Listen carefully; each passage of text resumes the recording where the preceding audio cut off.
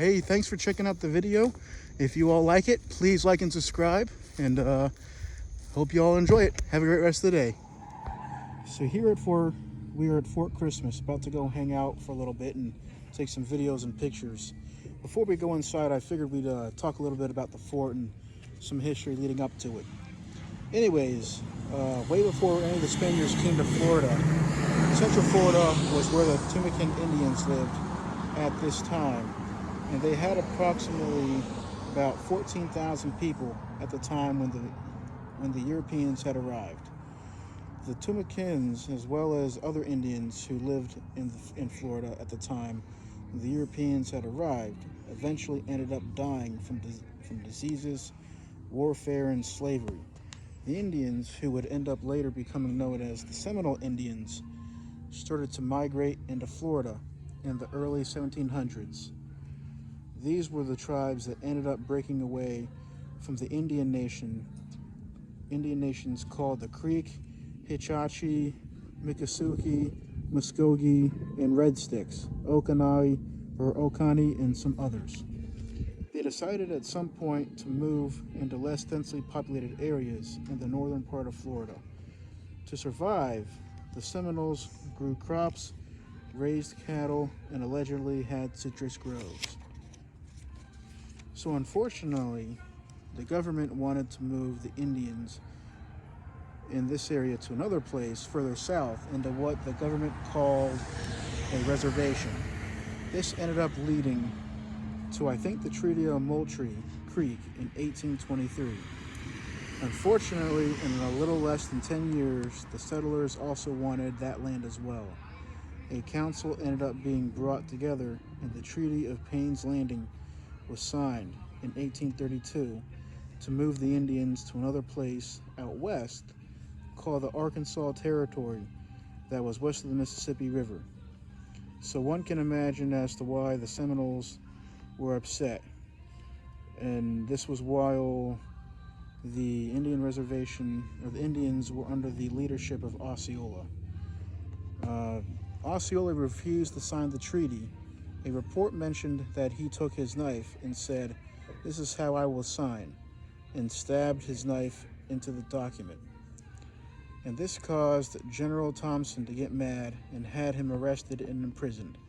Pretending he would sign the treaty, he was then let go and began to resist against the Europeans.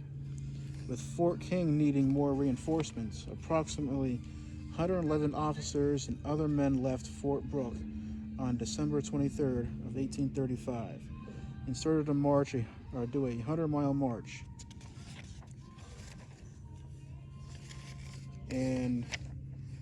But they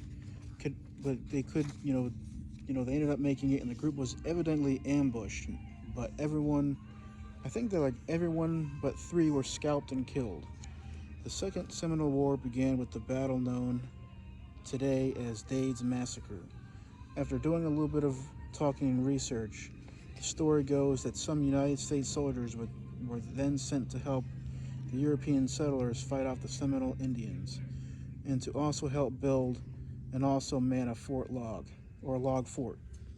On December 25th, 1837, a force of 2,000 U.S. soldiers and Alabama volunteers arrived near this spot to construct a fort, which was ultimately called Fort Christmas, all because it was built on Christmas Day, and it was built during the Second Seminole War.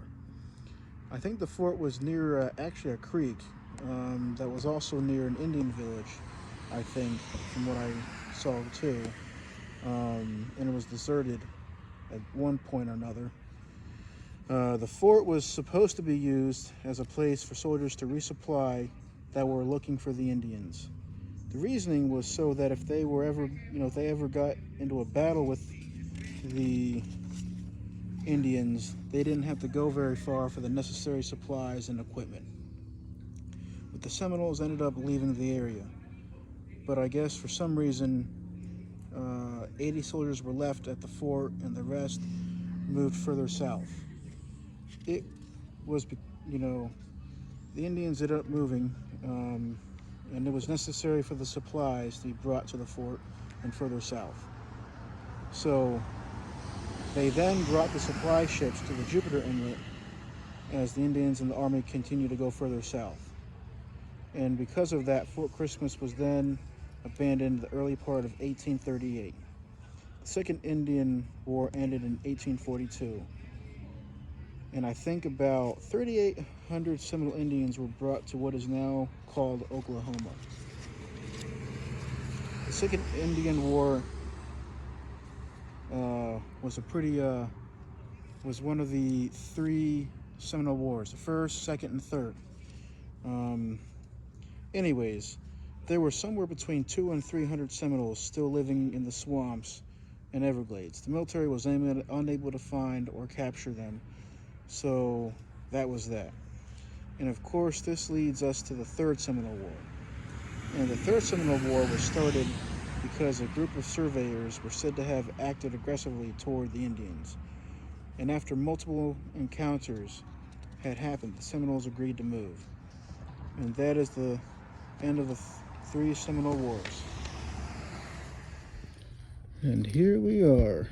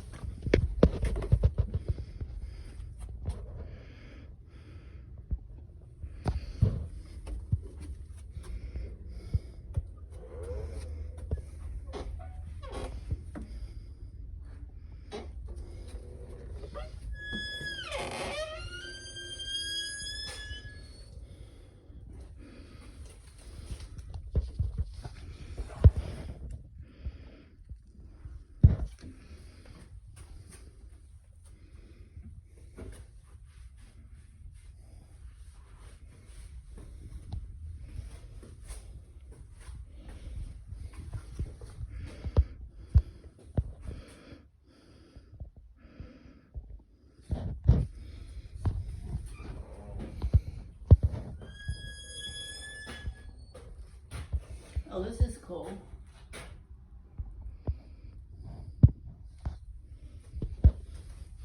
He used to use these holes here in the fort as holes that they could shoot out of. And reasoning that they had outbox or kind of like blocks cut out like this.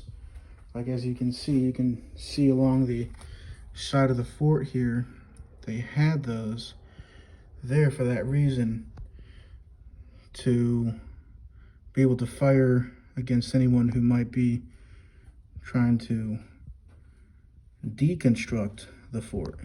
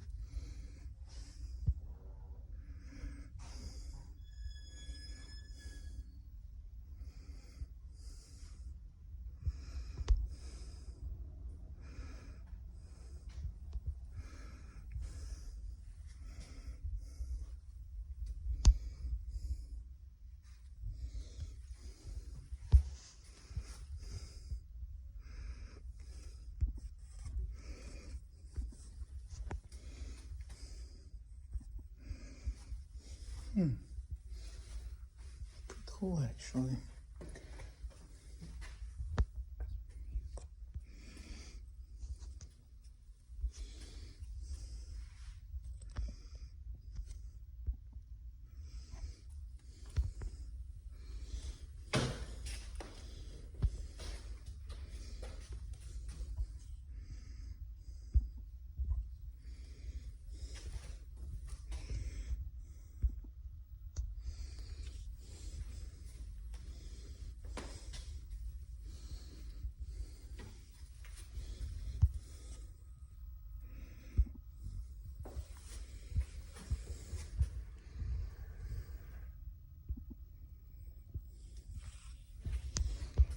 Hold this for a second.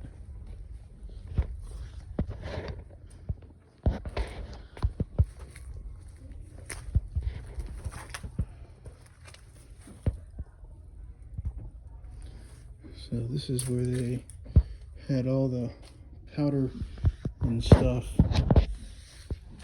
and he was restoring ammunition and the powder and all, and and if it ever exploded, at least there was, at least it'd be sent mostly upwards or whatever and stuff, and instead of blowing up the fort and all.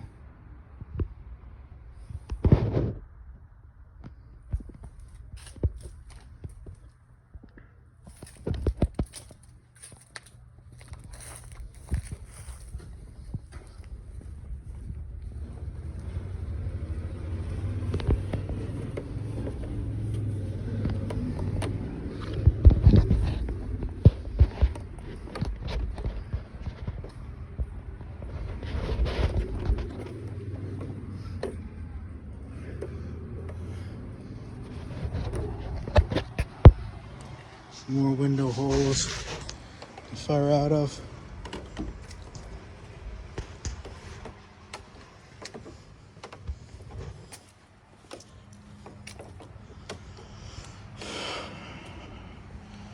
And how could they leave that out here? I couldn't do that.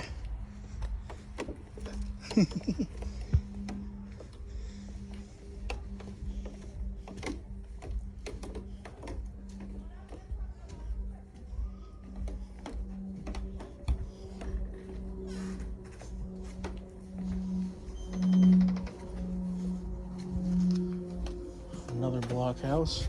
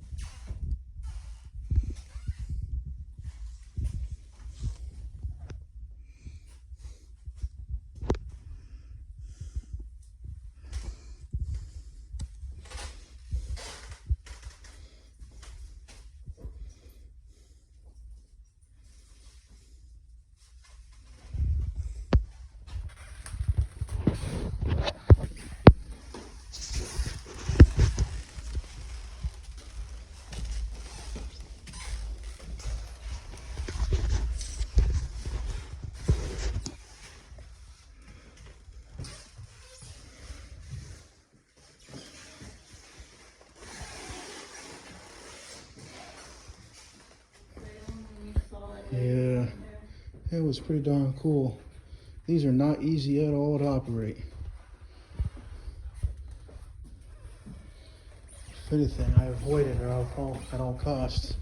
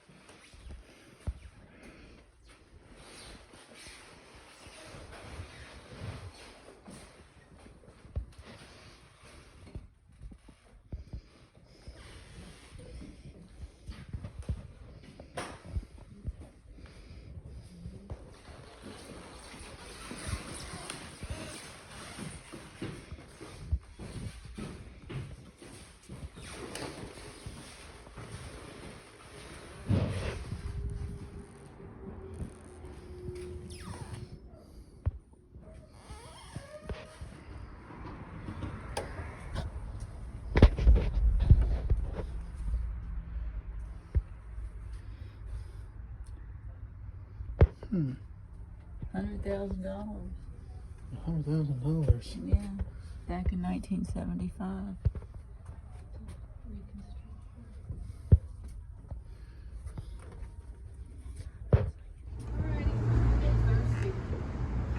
This is the storehouse.